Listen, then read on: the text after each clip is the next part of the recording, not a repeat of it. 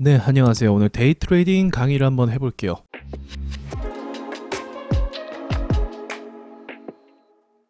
일전에 제가 와조 인사이트에 쌍고 돌파 강의를 올렸잖아요. 요거를 많이 수강하셨고 또 많이 좋아하시더라고요. 무료니까요. 그래서 안 배우신 분들은 와조 인사이트에서 수강하시면 될 것 같고요. 이 강의에서 포인트가 뭐냐면 이 기법적인 부분도 매우 중요하죠. 어떤 식으로 차트가 움직이고 그걸 내가 매수를 해야 되는지. 근데 더 중요한 게 뭐냐면 제가 자주 매매한다고 하지 않았어요. 그러니까 기회라는 게 줄 때가 있고 안 줄 때가 있는 거죠. 오늘 안 나올 수도 있고 내일 나올 수도 있고 뭐 한동안 안 나올 수도 있고 또 자주 나올 수도 있고 그런 거예요. 오늘은 단타 강의를 할 텐데 제가 이 말씀을 왜 드리냐면 성공적인 데이 트레이딩, 그러니까 단타를 하려면 기회를 잘 포착을 해야 되는 거죠. 지금 시점으로 말씀을 드리면 오늘은 시장이 좀 좋지 않거든요. 왜냐면 주도주였던 종목 중에 이제 바이오 섹터가 내려가면서 시장도 같이 내려가고 저항대에 도달했기 때문에 그래요. 그러나 반도체는 또 강세이고요. 현재의 상황에 따라 판단을 좀 할 필요가 있다는 거죠. 쌍고라는 이러한 차트가 만들어졌을 때 매수를 하듯이 이 차트가 만들어지지 않을 때가 있어요. 그때가 언제냐면 시장이 저항대에 도달했거나 또는 시장이 폭락을 해버렸거나, 폭락을 했으면은 종목들이 다 내려갔기 때문에 쌍고에 도달하려면 시간이 꽤 걸리고 오래 걸리겠죠. 그럼 차트가 다 무너져 있는 상태고요. 그럼 이럴 때는 어떤 종목을 매수하는 게 좋을까요? 전략을 바꿔서 눌림목 매매로 바꿔야 되는 거예요. 그래서 이 기회라는 걸 잘 포착을 해야 된다. 지금이 눌림목 매매를 해야 되는 건지 데이 트레이딩 매매를 해야 되는 건지 아니면 현금을 가지고 있어야 되는 건지, 이러한 판단들을 차트를 보면서 종합적으로 좀 할 줄을 알아야 된다는 거죠. 자, 그래서 이게 기본적인 큰 틀의 전제라고 볼 수가 있고, 이것을 전제를 해야만 내가 좀 안정적으로 매매할지 말지를 판단할 수 있습니다. 자, 다음 단계는 뭐냐면 수급과 상승 힘입니다. 수급은 어떻게 확인할 수 있냐면 이전에 돈들이 얼마나 들어왔냐를 보고 판단할 수 있어요.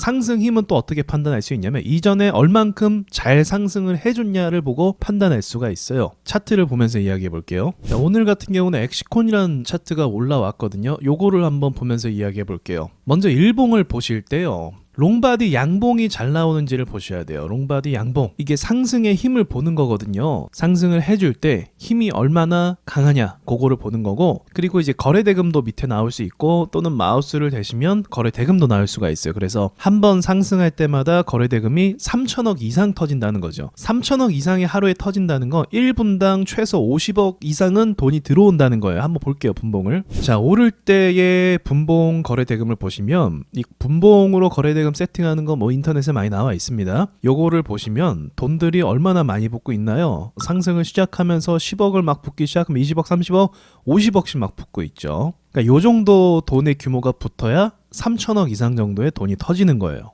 1분당 50억 정도의 돈의 규모가 쉽게 붙는 주식은 시장에서 주도주, 강세주, 대장주가 될 수 있죠. 근데 이보다 이렇게 밑에 있다고 하면은 단타 종목으로는 적합하지 않아요. 수급이 받쳐주지 않는 거죠. 자, 그리고 제가 상승 힘이 중요하다고 했죠. 아까 일봉상으로 봤을 때 롱바디 양봉을 잘 만들어내고 분봉으로 또 보는 게 중요해요. 결정적인 건 분봉으로 결정을 합니다. 자, 오를 때의 이 차트를 마우스로 대시면 이 슈팅이 얼만큼 나오는지 볼 수 있어요. 여기 뭐 2%, 2%, 여기는 3%, 2%, 그러니까 3%, 2% 이런 식으로 슈팅이 잘 나온다는 거죠. 이거 중요한데 슈팅이 잘 나와야 다음에 또 슈팅이 나와요. 그리고 또 이것도 있어요. 반대로 폭락이라고 하죠. 폭락이 잘 나오면 다음에 또 폭락이 나와요. 그래서 분봉상으로 폭락이 얼마나 잘 나오는지도 체크해 주셔야 돼요. 엑시콘은 슈팅과 폭락이 둘 다 잘 나와요. 그래서 조금 힘든 주식입니다. 하지만 올라가는 시점에서는 좀 깔끔하게 올라가는 편이죠. 수급이 딱 멈춘 그 순간부터 폭락이 나오는 좀 난이도가 높은 주식이에요. 그래서 이런 주식은 데이 트레이딩은 접근할 수 있는데 보유해서 가져가는 건 너무 빡세요. 일봉을 보시면 계속 흔들어요. 그렇죠. 그래서 언제 또 투매가 나올지 모르는 되게 힘든 주식입니다. 그러니까 이런 건 세력의 성격이라고 할 수 있는 거죠. 자, 그래서 중요한 거는 수급과 상승 힘을 발견을 하셨잖아요. 그러면 이것을 어떻게 해야 된다? 관종 대상으로 넣어 놓으셔야 돼요.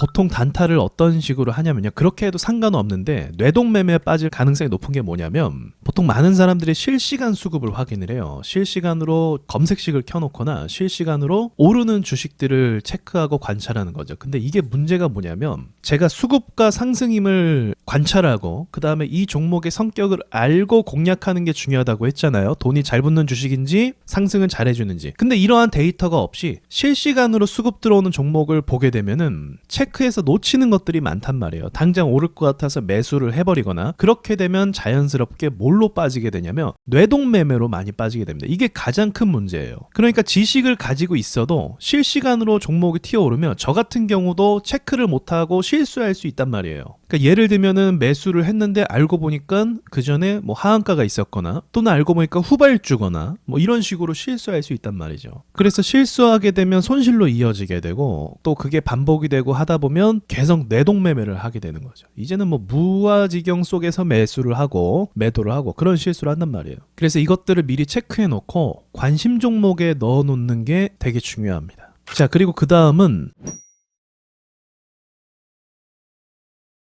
자, 그리고 그 다음은 이 종목이 오늘 상승할 수 있을지를 보는 게 굉장히 중요해요. 그러니까 상승할 수 있다라는 건 어떤 관점이냐면 차트를 만들어 놓는 거죠. 보통 이걸 구분할 수 있는 방법 중에 하나가 신고가 그리고 제가 앞선에 말씀드렸던 쌍고 매매 이 두 가지가 대표적이에요. 쌍고 매매는 이미 만들어 놓은 거예요. 그래서 여기를 다시 돌파하려고 해. 그러면 왜 이런 짓을 하겠어요? 굳이 이걸 두 번이나 때리고 왜 다시 가려고 하겠어요? 차트를 만들어 놓은 거예요. 그래서 그 의도를 내가 알고 매수한다는 그런 관점 아니었습니까? 똑같아요. 여기서 하나를 더 추가하면 신고가 패턴도 여기에 해당이 됩니다. 수급이 정말 무겁고 강한 주식이 신고가를 바라보고 있어요. 그럼 세력이 원하는 건 뭐겠어요? 높은 가격에서 파는 거잖아요. 그럼 높은 가격으로 가야 될 거 아니에요? 그럼 결국 신고가를 계속해서 갱신해서 갈 가능성이 높다는 거죠. 자, 전제가 있는 거죠. 한미 반도체가 최근에 강세고 오늘도 강세죠. 차트를 만들어서 신고가를 만들었어요. 그리고 잠깐 쉬었다가 이제 불안하죠. 이게 많이 올랐기 때문에 다시 내려갈 수도 있고 불안하단 말이에요. 그런데 또 한 번 뚫어줬어요. 여기를 또 한 번 뚫어주고 이 뚫어줄 때의 거래대금이 7천억 이상 들어오면서 힘이 굉장히 좋아졌습니다. 차트가. 그러면 이제 우리가 전제가 바뀌는 거야. 한미반도체가 여기서 힘을 또 주고 더 올라갈 수 있겠네. 그런 전제가 만들어지는 거죠. 그러니까 일봉을 보고 판단할 수 있는 거죠. 일봉을 보고 판단하는 거를 굉장히 중요하게 여겨야 되는데 이제 경험이 많이 없는 분들은 여기까지는 생각을 잘 못해요. 일봉상 이게 갈 자리인가 아닌가. 근데 경험이 있다 보면 이제 알게 되는 부분이고요. 그리고 이날이죠. 이날 수급과 힘을 줄 때 매수를 할 수 있는 거죠. 상승을 전제하는 거니까요. 수급도 당연히 받쳐주고 힘도 좋고 이전에는요 사실 롱바디 양봉이 좀 약했어요. 여기만 상한가 나오고 여기는 10% 10% 이렇게 20% 이상의 봉이 안 만들어졌단 말이에요. 워낙 무겁다 보니까. 근데 갑자기 여기서 뭐가 발생했어요? 조금 전에 제가 말했던 수급과 상승 힘이 발생을 한 거예요. 상승하는 힘이 롱바디 양봉으로 만들어진 거예요. 그래서 그 다다음 날도 매수 대상으로 넣을 수가 있게 되는 거죠. 그 전에는 매수 대상이 아니었어요. 제 기준에서는요. 자, 그리고 이제 마지막으로 생각하실 게 뭐냐면 이제 사람들이 많이 말하는 테마입니다. 이 테마에 대한 개념을 구체적으로 제가 설명을 드릴게요. 테마는요, 이거는 껍데기에 불과해요, 사실은. 뭐가 더 중요한 거냐면 주목, 이게 중요한 겁니다. 주목하고 있냐. 그러니까 이거는 약간 주관적인 부분이 들어갈 수도 있어요. 왜냐면 재료 매매다 하면서 이 재료는 먹힐 때가 있고 이 재료는 안 먹힐 때가 있단 말이에요. 그거 우리가 다 알 수가 없어요. 그래서 해당 종목에 얼만큼 사람들이 주목을 할 수 있냐, 그게 굉장히 중요한 건데 내가 눌림목 매매를 하든 또는 돌파 매매를 하든 그때의 테마가 받쳐주는 게 중요한 거죠. 왜냐면 이 테마에 뭘 하고 있기 때문에 주목을 하고 있기 때문에. 테마가 한 개가 있을 수 있고 두 개가 있을 수 있어요. 근데 첫 번째 테마는 잘 먹혀요. 근데 두 번째 테마는 안 먹혀요. 이게 왜 그러냐면 이 테마엔 관심이 없는 거예요. 지금은 무슨 테마가 지배를 좀 하고 있나요? 지금은 반도체죠. 왜냐면 지금 투자자들이 어디에 주목하고 있어요? 반도체, 삼성전자, SK 하이닉스가 지금 시장에서 유일한 강세란 말이에요. 그러면 확률적으로 앞에 모든 조건이 성립된 상태에서 이제 어떤 테마가 있냐, 어떤 테마에 속해 있냐라고 하면은 지금 반도체 테마에 속해 있다고 하면 확률적으로 괜찮겠죠. 그래서 한미반도체도 거기에 해당된 거고 엑시콘도 거기에 해당이 됐던 거고, 이 반도체, 한미반도체나 엑시콘이 오르기 전에는 이제 바이오, HLB라든지 다른 바이오 쪽에서 좀 상승이 좋았던 거고요. 그래서 돈의 흐름을 따라가는 게 굉장히 중요합니다. 돈이 어디로 흐르고 있는지. 왜냐면 시장에 모든 종목에 다 돈이 쏟아질 수 없어요. 그래서 돈이 어디로 흐르고 있는지 요거를 파악하면서 쫓아가는 게 단타라고 볼 수가 있겠죠.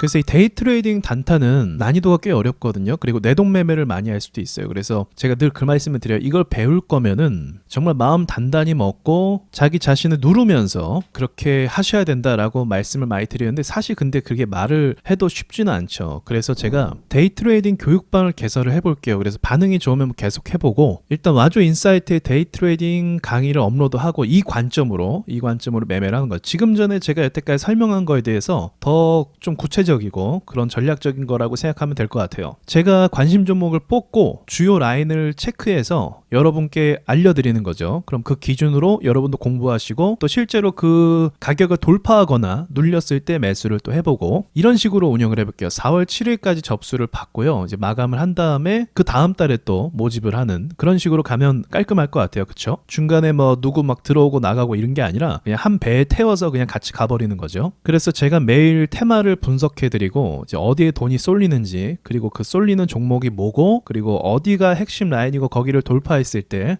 그런 것들을 좀 구체적으로 이야기해 볼게요. 근데 장중에 실시간으로 피드백은 좀 어려울 것 같습니다. 근데 이렇게만 해도 엄청나게 수월해져요. 왜냐면 종목을 제가 뽑을 때 뭐 20개 30개 이렇게 뽑지 않거든요. 시장에 수급이 들어오는 종목은 딱 정해져 있으니까요. 데이 트레이딩 전략은 사실 좀 많이 있어요. 여러 가지가. 하루에 3번 이상 매매가 금지하는 그런 기본적인 조건을 가지고 저는 단타를 합니다. 왜냐면 매매 회전율이 많으면 많을수록 뇌동매매에 빠질 가능성이 높아요. 어차피 종목이 대장주가 시장에서 뭐 하루에 10개씩 튀어나오는 게 아니잖아요. 대장주는 그래봐야 뭐 많아야 3개입니다. 그래서 이러한 기본적인 전제를 가지고 하면은 많은 훈련이 될 것 같다는 생각이 들었어요. 댓글에다가 주소를 남기도록 하겠습니다. 자, 오늘 강의가 도움 되셨길 바라면서 이상 마치도록 할게요.